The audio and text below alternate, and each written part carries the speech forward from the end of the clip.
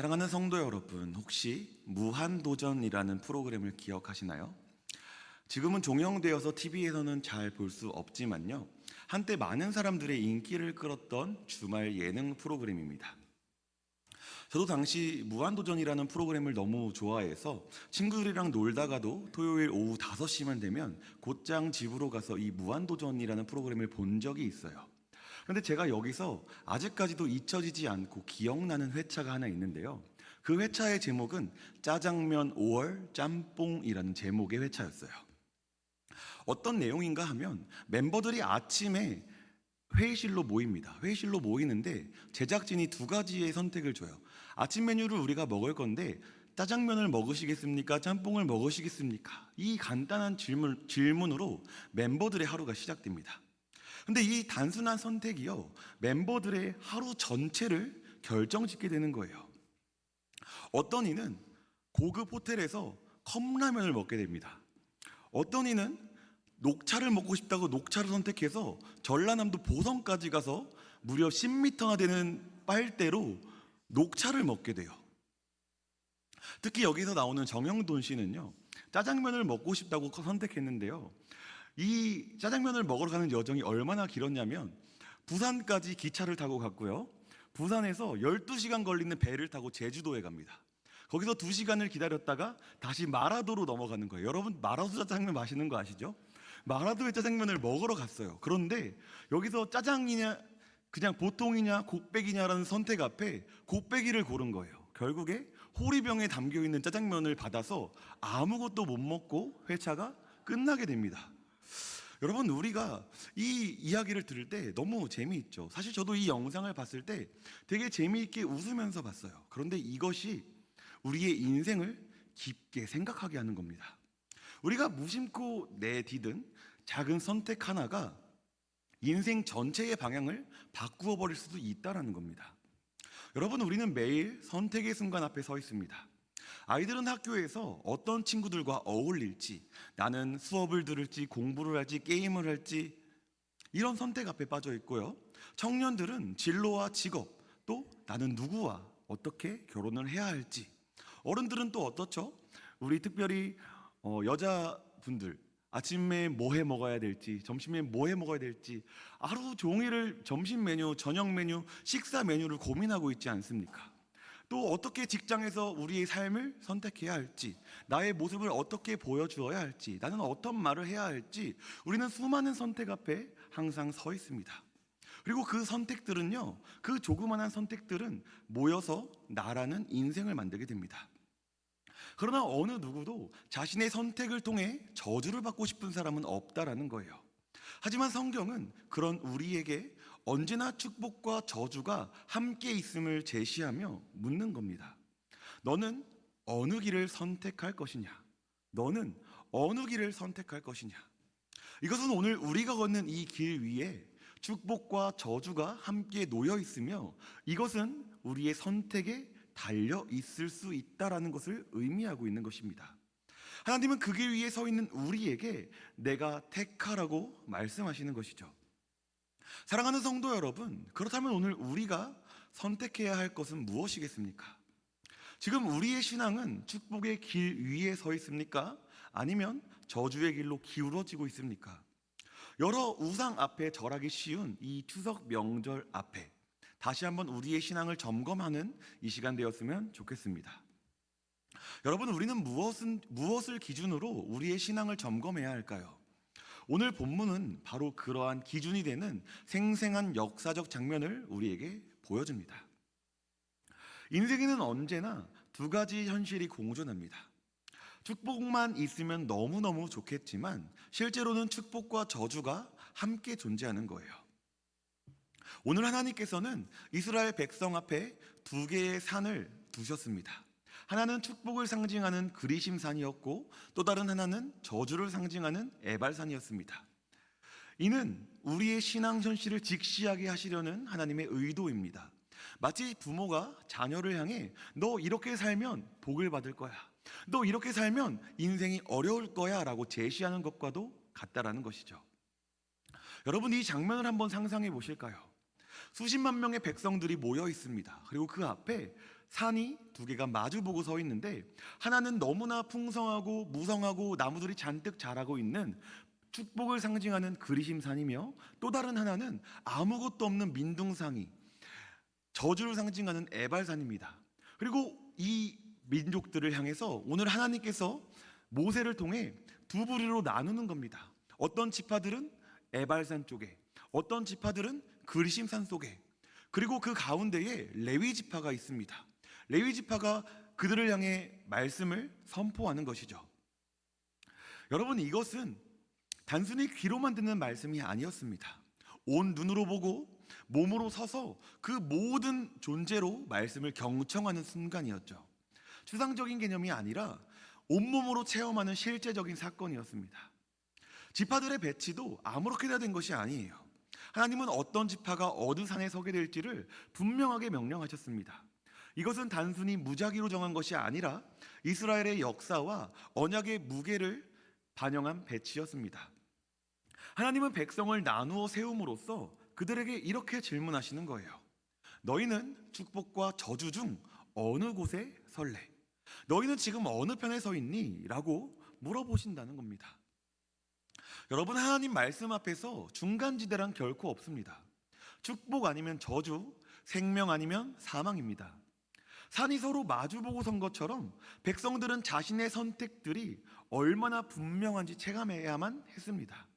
그것은 오늘 우리에게도 동일하죠. 우리의 신앙생활은 애매하게 중간쯤에 서는 것이 아닙니다.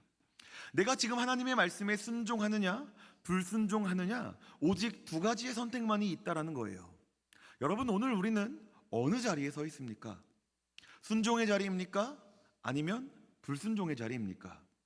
분명한 것은 우리의 선택에는 반드시 결과가 따른다는 거예요. 이처럼 축복과 저주라는 극명한 갈림길에 서면 우리 마음속에 어떠한 고민들이 생겨날 수 있습니다. 질문이 생각될 수 있어요. 특별히 오늘 그리심산과 에발산의 사건을 읽다 보면 이런 의문을 가질 수 있습니다. 이거 너무 차별 아닌가? 왜 어떤 지파는 축복 쪽에 서고 왜 어떤 지파는 저주하는 쪽에 섰을까? 저주 쪽에 선 사람들은 괜히 수치심과 불안감과 이런 어떤 염려들 가운데에 심판받는 느낌을 받고 있지는 않았을까? 그러나 여러분, 성경을 자세히 살펴보면요, 그분은 결코 너희는 착한 지파야, 너희는 나쁜 지파야 라고 구분하는 의미가 아니었다라는 거예요. 그것은 그들의 어떠한 능력과 공로나 인격 때문이 아니었습니다. 이스라엘 전체가 순종과 불순종이라는 두 갈림길 앞에 놓여져 있음을 상징적으로 보여주는 것이었어요. 레위 사람들의 선포 내용을 보면 오늘 흥미로운 점이 있습니다. 레위 사람들이 낭독한 이 율법은 모든 율법이 아니었다라는 거예요. 일부 대표적인 것들만 언급이 되어 있는데 그 언급된 죄들은 대부분 은밀하거나 은폐될 수 있는 것들이었습니다. 남이 보지 못한다고 하면 그냥 넘어갈 수 있는 것들이요. 그러나 하나님 앞에서는 결코 숨겨질 수 없는 죄들이었습니다. 그런데 온 백성이 함께 모여서 그 말씀을 들을 때 아멘으로 화답해야만 했습니다. 이것은 특정 지파만 죄인으로 지목한 것이 아니라 이스라엘 전체가 맞습니다, 우리 모두 이런 죄를 짓는다면 저주를 받게 될 것입니다 라고 함께 인정하는 예식이었다는 것이죠. 결국 산을 나눈 이유는 서로를 비교하고 서로를 정죄하고 비난하고 판단하라고 하는 것이 아니었습니다. 나는 축복 쪽에 서 있으니 괜찮아, 나는 축복을 받을 거야 라고 자부하라고 주신 말씀이 아니라는 거예요. 오히려 나는 지금 어디에 서 있는가를 분명히 바라보도록 하신 하나님의 명령이었다는 것이죠. 마치 거울 앞에 서면 내 얼굴에 더러움이 비추어지는 것처럼 그리심산과 에발산의 사건은 하나님의 말씀이라는 거울 앞에 자신들의 현재 상황을 비추어 보는 장치였습니다. 에발산에 서는 사람들은 나는 지금 불순종의 자리에 있지 않는가를 돌아보게 될 것이고, 그리심산에 서 있는 사람들은 나는 정말 순종의 자리에 서 있는가를 돌아보게 될 것입니다. 여러분, 예수님 당시의 바리새인들을 한번 생각해 보십시오. 우리가 소위 교회에서 믿음 좋다라고 말하는 모습들이 있습니다. 어떤 모습이죠? 열심히 기도하는 모습, 수없이 말씀을 많이 읽은 모습, 또 열심히 전도하고 여러 가지 봉사와 헌신들을 하는 모습, 여러분, 이 모습들이 성경에 너무너무 잘 드러나고 있는 한 부류의 사람들이 있는데, 그 부류가 무엇입니까? 바로 바리새인입니다. 그들은 언제나 자신들은 율법을 잘 지키고 있으며 하나님의 축복하는 그런 자리에 놓여져 있다라고 생각했어요. 그러나 예수님은 그들을 향해 단호하게 말씀하시는 겁니다. 너희는 회칠한 무덤이다. 너희는 회칠한 무덤이다.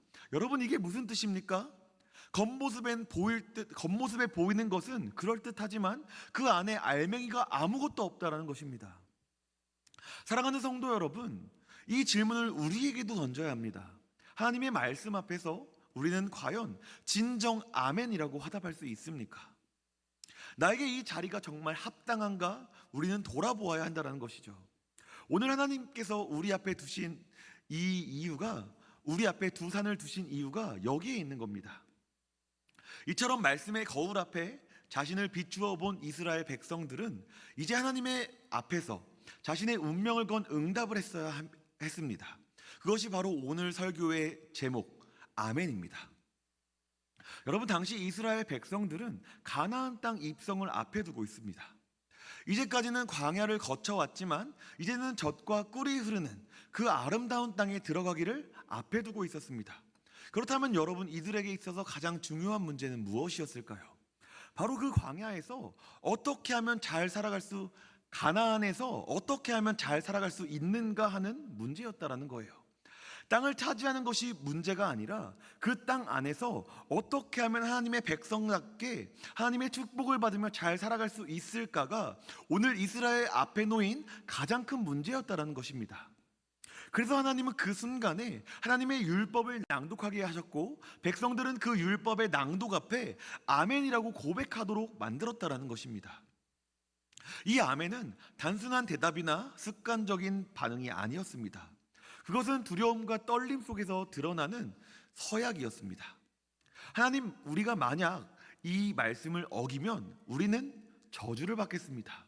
하나님, 우리가 이 말씀을 지키면 우리는 복을 받을 수 있을 것입니다.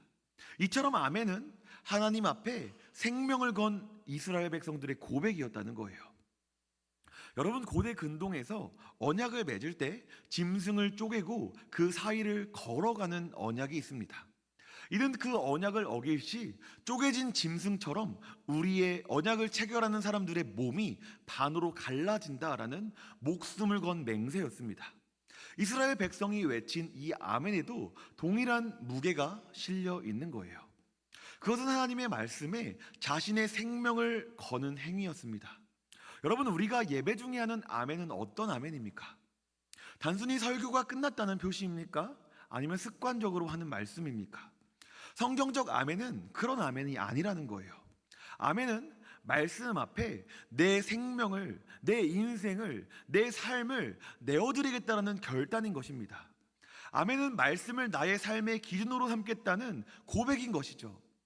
성경이 말하는 아멘은 내 삶의 생명을 거는 결단이며, 우리는 말씀으로 사는 하나님의 백성입니다 라는 정체성을 보여주는 것입니다. 신약에 와서 이 아멘은 더욱더 깊은 의미를 갖게 되는데요, 고린도후서 1장 20절은 이렇게 말합니다. 우리 함께 읽어보도록 하겠습니다. 시작. 하나님의 약속은 얼마든지 그리스도 안에서 예가 되니 그런즉 그로 말미암아 우리가 아멘하여 하나님께 영광을 돌리게 되느니라. 아멘. 예수 그리스도 안에서 하나님의 모든 약속은 이미 성취되었습니다. 즉, 우리의 아멘은 단순히 율법에 대한 동의가 아니라는 거예요. 우리의 아멘은 그리스도 안에서 이미 완성된 구원에 대한 고백인 것이죠. 예수님, 주님만이 우리의 구원입니다. 예수님, 주님만이 우리의 축복입니다. 예수님, 주님만이 우리의 약속의 성취입니다. 이 고백이 바로 오늘 우리가 드려야 할 아멘이라는 것입니다.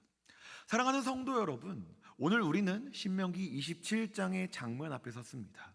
축복의 산과 저주의 산이 오늘 우리 앞에 놓여져 있습니다. 그리고 하나님은 오늘 우리에게 이렇게 묻는 거예요. 너는 어느 산에 설 것인가? 우리의 대답은 단순히 말로 끝나는 것이 아니라 삶으로 드러나야만 하는 것입니다. 여러분은 지금 어디에 서 있습니까? 나는 축복의 산에 서 있다고 안주하지는 않습니까? 내가 신앙생활 오래 했고 예배 잘 드리고 있으니, 날마다 새벽에 제단을 쌓고 말씀도 여러 번 통독했고 여러 가지 직분을 받아 주님 앞에 나와 헌신하고 봉사하고 있기 때문에 괜찮다고 생각하고 있지는 않습니까? 그러나 성경은 오늘 우리에게 이렇게 말씀합니다. 율법은 거울이다. 나를 비추는 도구이다. 그래서 우리의 아멘은 늘 하나님의 말씀 앞에 점검되어야만 하는 것입니다. 우리의 아멘은 습관입니까? 아니면 결단입니까? 내 아멘은 단순한 동의입니까? 아니면 이 말씀 앞에 나의 생명을 걸겠다는, 나의 삶과 인생을 걸겠다는 결단입니까? 여러분, 아멘은 입술의 고백에서 멈춰서는 안 됩니다. 삶으로 증명되어야 합니다. 정직하게 살라는 말씀 앞에서 아멘 했다면요, 회사에서, 학교에서, 우리가 살아가는 그 사회 가운데에서 손해를 보더라도 정직하게 살아야 되는 것입니다. 사랑하라는 말씀 앞에서 아멘 했다면요, 내 마음에 들지 않는 사람을 마음으로 품을 수 있어야 하는 것입니다. 여러분, 용서하라는 말씀 앞에서 아멘 했다면요, 먼저 우리가 손을 내밀 수 있어야 하는 것입니다. 그들을 용서하고 사랑해 줄 수 있어야 하는 것이죠. 삶으로 이어지지 않는 아멘은 공허한 외침일 뿐입니다. 여러분, 다니엘을 보면요, 다니엘은 너무나도 아멘을 잘 보여준 사람입니다. 왕 외에 다른 신에게 기도하면 사자굴에 던져버리겠다라는 왕의 조서가 온 나라에 퍼졌습니다. 그는 그것을 알면서도 예루살렘을 향해 창을 열고 기도하는 거예요. 그의 기도는, 하나님, 저는 죽음 앞에서도 당신의 말씀을 따르겠습니다라는 결단이었습니다. 살아있는 아멘이었습니다. 이 결단이 오늘 우리에게 필요하다라는 것이죠. 하나님은 사자의 입을 막으심으로 그 아멘에 응답하시는 것입니다. 사랑하는 성도 여러분, 오늘 우리는 예배의 자리에서 다시 다짐해야 합니다. 주님, 제 삶이 아멘이 되게 하소서. 예배당 안에서만 아멘하는 사람이 아니라 우리의 삶으로 아멘을 실천하는 사람이 되게 하소서. 오늘 이 결단이 우리에게 있을 때 우리의 삶은 조금씩 그리스도를 닮아 변화될 것입니다. 말씀을 맺도록 하겠습니다. 하나님께서 이스라엘 앞에 축복의 산과 저주의 산을 두셨을 때 우리 스스로의 힘과 의지로는 결코 축복의 산에 설 수 없음을 정직하게 고백해야 합니다. 율법이라는 거울은 우리의 선행을 비추기보다 숨겨진 죄악을 드러내기 마련입니다. 완벽한 순종에 이르지 못하는 우리의 연약한 모습을 보여주게 되는 것이죠. 우리는 매일의 삶 속에서 온전한 순종 대신 불완전한 타협을 선택할 때가 너무나도 많고, 거룩한 뜻을 따르기보단 세속적인 욕심을 따를 때가 너무나도 많이 있습니다. 이것이 바로 하나님의 공의로운 심판 아래 놓인 우리의 본질적인 모습이며 저주의 산인 에발산 위에 서 있는 우리의 모습입니다. 여러분, 에발산은 단순히 고대의 지명이 아니라 모든 인류의 영적인 현 주소를 보여주는 것입니다. 아무리 선하게 살려고 발버둥 치고 또 발버둥 쳐도, 아무리 종교적인 열심을 내어 보아도 우리는 그 저주의 그림자 앞에서 단 한 발자국도 스스로 벗어날 수 없는 절망적인 존재임을 인정하는 것이 오늘 우리의 믿음의 출발인 줄 믿습니다. 바로 그 절망의 자리 가운데에 하나님께서는 상상할 수 없는 사랑의 길을 내셨으니 그것이 바로 예수 그리스도의 십자가입니다. 우리를 대신하여 예수님께서 친히 저주의 산인 에발산 위에 서셨고, 우리가 받아야 할 모든 형벌과 진노를 자신의 몸으로 받아내셨습니다. 십자가 위에서 예수님이 외치신 그 고통의 부르짖음은 우리의 죄가 얼마나 무거운지를 보여주는 것입니다. 하나님의 공의로운 심판 앞에 예수님은 울부짖는 거예요. 그 아들을 내어주시기까지 우리를 사랑하신 그 하나님의 사랑이 여러분 느껴지십니까? 이 십자가의 완전한 대속으로 말미암아 우리의 영적 주소는 극적으로 이전됩니다. 우리는 저주의 산에서 축복의 산으로, 심판의 자리에서 은혜의 자리로 옮겨지는 것입니다. 이제 우리의 신분은 더 이상 죄의 노예가 아니라 하나님의 자녀가 되었으며, 우리의 아멘은 정죄와 두려움 속에서 할 수밖에 없는 마지못해 하는 동의가 아니라 구원의 감격 속에서 터져나오는 아멘인 줄 믿습니다. 기쁨과 찬양의 응답인 줄 믿습니다. 그렇다면 여러분, 이토록 놀라운 은혜로 축복의 산에 서게 된 우리는 이제 어떻게 살아야 하겠습니까? 그에 대한 유일한 대답은 우리의 삶 전체를 살아있는 아멘으로 하나님께 올려드리는 것입니다. 이 삶은 구원을 얻기 위한 고된 율법주의가 아니라 이미 주신 구원에 대한 감사와 감격 앞에 자연스럽게 반응하는 아멘인 줄 믿습니다. 일터에서 손해를 감수하며 정직을 택하는 것이 말씀에 대한 우리의 아멘이며, 가정에서 혈기 대신 온유를 선택하는 것이 우리의 아멘입니다. 나에게 상처 준 사람을 용서하는 것이 우리의 아멘이며, 거룩한 순종, 주님의 말씀 앞에 조금이라도 그 말씀을 따라 살기를 결단하며 발버둥 치는 것이 오늘 우리의 아멘인 줄 믿습니다. 여러분, 이 거룩한 순종은 오늘 우리 안에 계신 성령으로 말미암아 가능한 것입니다. 이제 각자 삶의 자리 가운데에서 이 살아있는 아멘을 실천하시기를 바랍니다. 나의 힘과 나의 능력으로 해결하려 하지 마시고 하나님 앞에 기도하십시오. 하나님, 내가 연약하지만 주님의 능력으로 말미암아 이 아멘이 삶에서 드러나기를 간절히 원합니다. 주님의 능력으로 말미암아 내가 오늘 다시 한번 주님의 말씀 앞에 세워지기를 간절히 원합니다. 오늘 이 고백의 결단에 있는 우리 모든 성도님들 가운데에 하나님의 영광이 나타나는 놀라운 은혜가 있으시기를 주님의 이름으로 축복합니다. 우리 시간 함께 찬양하며 기도하도록 하겠습니다.